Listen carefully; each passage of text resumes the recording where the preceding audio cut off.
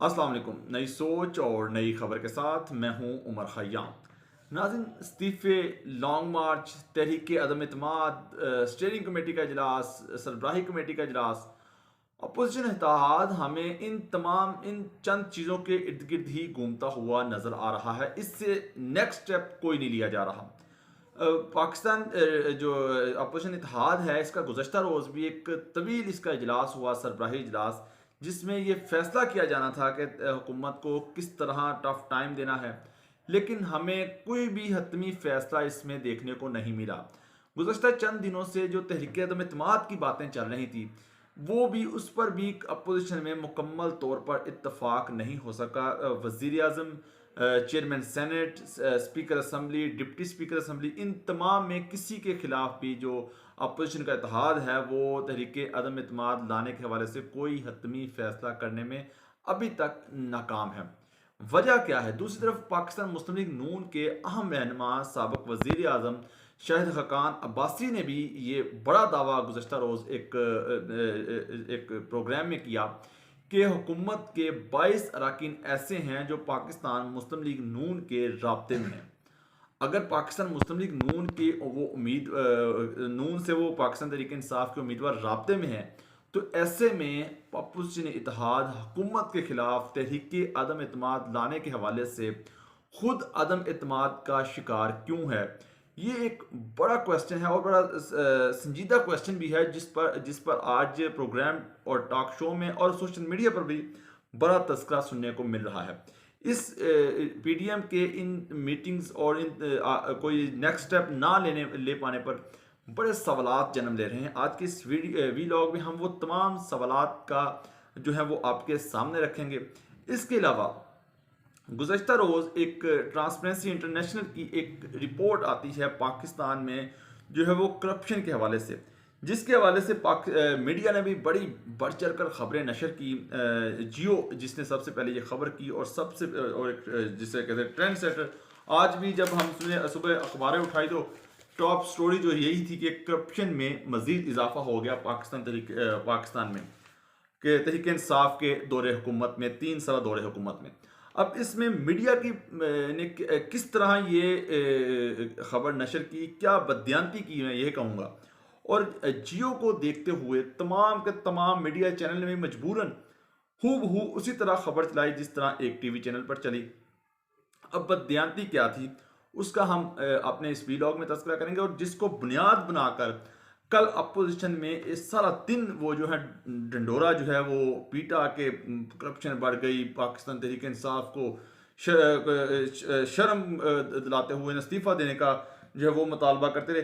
ये बिला बिला बातें हैं जिस पर हम तफसीलन आज के इस वीलॉग में तस्करा करेंगे। साथ ही साथ ये बात भी हम सामने रखेंगे कि ट्रांसपेरेंसी इंटरनेशनल जो है वो किसी भी हवाले से ये जो करप्शन का डाटा उसने जो इंडेक्स हमारे साथ शेयर किया है, वो ये रिसर्च, वो ये डिटेल कैसे इकट्ठे कैसे करते हैं, उनका तरीकाकार क्या है, मैथडोलॉजी क्या है, इस पर भी हम अपने इस वीलॉग में बात करेंगे। लेकिन उससे पहले जिन लोगों ने अभी तक मेरा ये यूट्यूब चैनल सब्सक्राइब नहीं किया, उनसे रिक्वेस्ट है कि वो मेरे इस नई सोच यूट्यूब चैनल को ज़रूर सब्सक्राइब करें, ताकि हर आने वाली नई वीडियो पर वक्त आप तक पहुंच सके।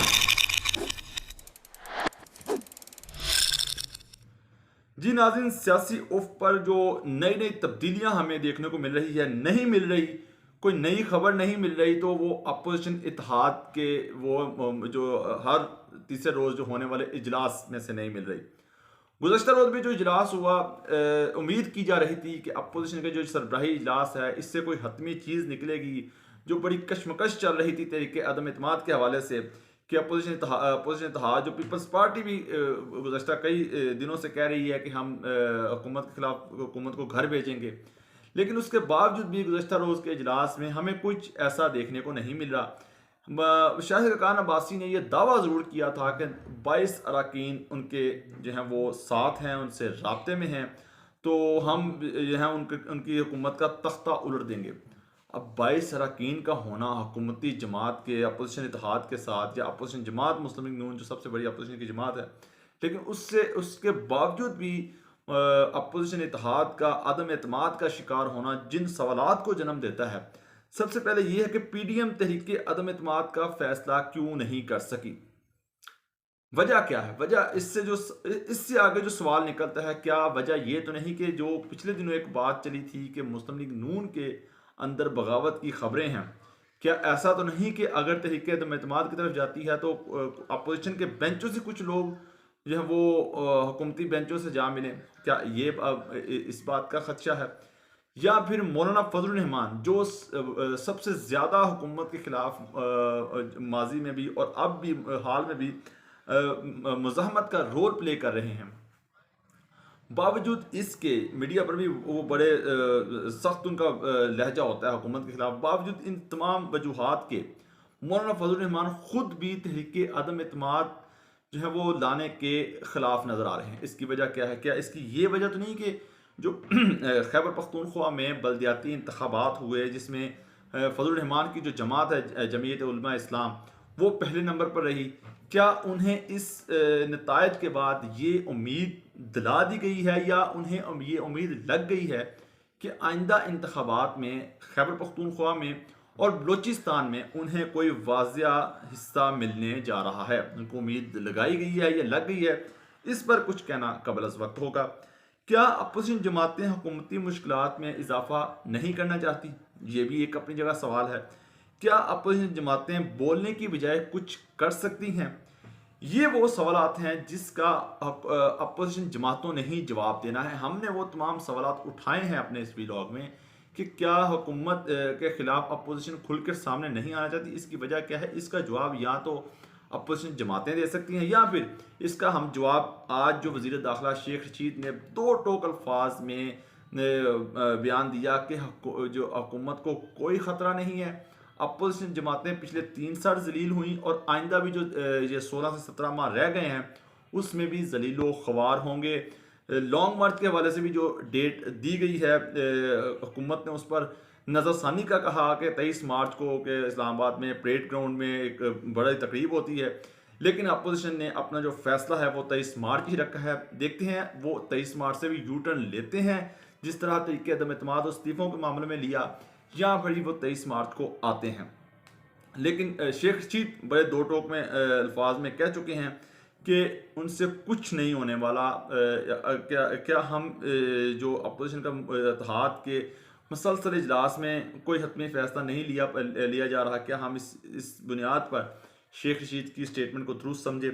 अब ये तो आने वाला जो है वो दिन हमें जो सिचुएशन है वो वाज़ह करके हमारे सामने आ जाएगी। इसके अलावा गुज़श्ता रोज़ जो ट्रांसपेरेंसी इंटरनेशनल की रिपोर्ट जिसकी CPI इंडेक्स यानी कि CPI करप्शन परसेप्शन इंडेक्स के मुताबिक जो पाकिस्तान में गुज़श्ता ये जो पाकिस्तान तहरीक इंसाफ का दौर हुकूमत है 3 साल, इसमें ये 116 से बढ़कर 140 नंबर पर पहुंच चुकी। 2018 में CPI इंडेक्स में हमारा 116 नंबर था और ये बढ़ता हुआ 140 तक जा पहुंचा है। अब पहले बात कर दे CPI है क्या? CPI मतलब करप्शन परसेप्शन इंडेक्स, मतलब कि आम लोगों की राय क्या है मौजूदा हुकूमत के खिलाफ। मेथोडोलॉजी क्या थी ट्रांसपेरेंसी इंटरनेशनल की? उन्होंने किस तरह ये डाटा इकट्ठा किया पाकिस्तान से कि पाकिस्तान में करप्शन में कितना इजाफा हुआ है। अब इसका कोई जिसे कहते हैं ठोस तरीकाकार तो है नहीं, या कि 1 बाय 1 किसी के पास जाया जाए और वो जो मुतलका पर्सनैलिटीज़ हैं, मुतलका शख्सियत है, वो उससे जाकर पूछे कि पाकिस्तान में क्या चल रहा है जी, करप्शन किस शोबे में है, किस शोबे में नहीं है। ऐसा कुछ नहीं है। एक ये इसका भी जिस तरह आम रिसर्च पेपर होते हैं इसी तरह इसको ईमेल के थ्रू, इसको फ़ोन के थ्रू या किसी दूसरे सोर्स के थ्रू ये जो इसका डाटा है फ्राहम किया जाता है। अब जो उसको फिल कर रहा है, जो उस तहकीक में उस डाटा को कंडक्ट करने में हिस्सादार, अब वो उसका ताल्लुक मुस्लिम लीग नून से भी हो सकता है, पाकिस्तान तहरीक इंसाफ से हो सकता है, पाकिस्तान पीपल्स पार्टी से हो सकता है, इसका कोई कंफर्म नहीं है, लेकिन वो उसमें राय देते हैं। अब इसमें जो डिफरेंट चीज़ें होती हैं, इसमें ये नहीं होता कि फ़लाने शोबे में कितनी करप्शन हो रही है, फ़लाने में क्या है, किस प्रोजेक्ट में करप्शन, ऐसा कुछ नहीं है। जिसका आज ट्रांसपेरेंसी इंटरनेशनल की जो वाइस चेयरमैन पाकिस्तान की नासा जवेद साहिबा हैं, उन्होंने भी वाज़ह कर दिया है। उन्होंने क्या कहा इस पर हम आगे चलकर बात करते हैं, लेकिन जिन जो हैं वो 10 शोबों से मुतल्लिक इस में राय ली गई, उनमें एक था variety of democracy, world justice, rule of law, global inside business और दीगर जो 7 पॉइंट्स हैं वो शामिल हैं। अब इसको बुनियाद बना के गुज़श्ता रोज़ से अपोजिशन एक पूरा वो ढिंढोरा पीट रही है, पूरा एक एक हुकूमत के खिलाफ जो है वो तनकीद का निशाना बना रही है। लेकिन किसी भी कल मीडिया चैनल ने इस पर हेडलाइन भी चलाते रहे। अब उन्होंने सिर्फ इस चीज़ को कोट करते रहे कि ट्रांसपेरेंसी इंटरनेशनल के मुताबिक जो है वो पाकिस्तान में करप्शन बढ़ गई है। अब करप्शन कहाँ हुई है, किस प्रोजेक्ट में हुई है, किस शोबे में हुई है, उसका पूरी रिपोर्ट में कहीं भी तस्करा नहीं है।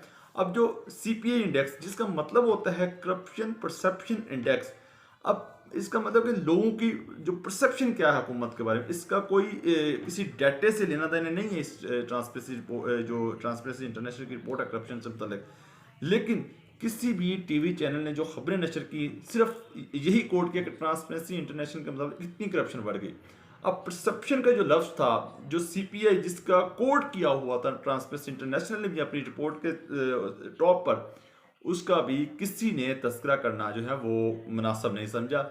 हाँ, मैंने कल इस पर जो मैं खुद हेडलाइन बनाता रहा, उस पे मैंने अपना ये करप्शन परसेप्शन इंडेक्स का लफ्ज़ लाजमी इस्तेमाल किया, जो कि बाकी चैनल्स को भी करना चाहिए था। आज भी अखबारात में जो खबरें लगी हुई हैं उसमें भी कहीं जो है वो इस बात का तस्करा नहीं किया गया करप्शन जो है वो परसेप्शन इंडेक्स का।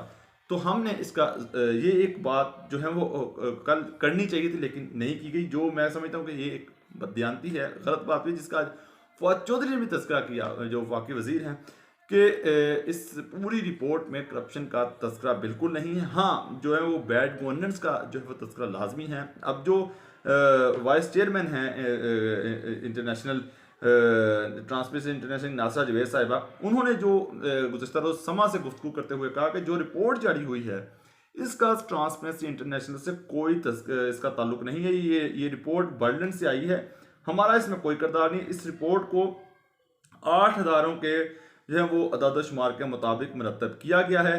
इस रिपोर्ट में जो सर्वे कंडक्ट किया गया है उसमें सिर्फ 1400 जो है वो अफराद ने हिस्सा लिया और 10 शोबों से मुतल्लिक जो है वो सवालात पर राय ली गई। आज़ाद कश्मीर गिलगित बल्तिस्तान इस सर्वे में शामिल नहीं था। लेकिन अपोजिशन के पास अब कोई और, जिसे कहते हैं कि कोई और बेस है नहीं जिसकी बुनियाद पर वो हुकूमत को टफ टाइम दे, क्योंकि गुज़श्ता 3 सालों से हमें नज़र आ रहा है कि अपोजिशन कहीं भी किसी भी महाज पर कामयाब होती हुई नज़र नहीं आई। ना कोई बिल को, ना कोई करारदाद को हुकूमत पार्लियामेंट में रखवाने में कामयाब हुई। अब ये छोटे छोटे अपोजिशन में ज़िंदा रहने के लिए इन तमाम चीज़ों को बुनियाद बनाकर अपनी सियासत चमकानी है। खैर, आइंदा दिनों जो सियासत है वो मज़ीद उसमें जो है वो तेज़ी आने जा रही है। दूसरी तरफ जो लोकल बॉडी इंतखाबात का भी जो है वो मेला तकरीबन सजने को है, तैयारियाँ उसकी शुरू हो चुकी हैं। हुकूमत ने भी जो मेयर उतारने हैं मैदान में, वो भी उसका भी जो मुख्तलिफ नाम हैं वो ज़ेरे गौर हैं। अगले व्लॉग में हम वो तस्करा करेंगे कौन कौन किस जो है वो मेट्रोपॉलिटन सिटी से कौन कौन से मेयर जो हैं जिनके नाम ज़ेरे गौर हैं, उसके हवाले से हम आपको आगाह करेंगे। इस वीडियो में इतना ही, मुझे दीजिए इजाज़त। अल्लाह हाफिज़।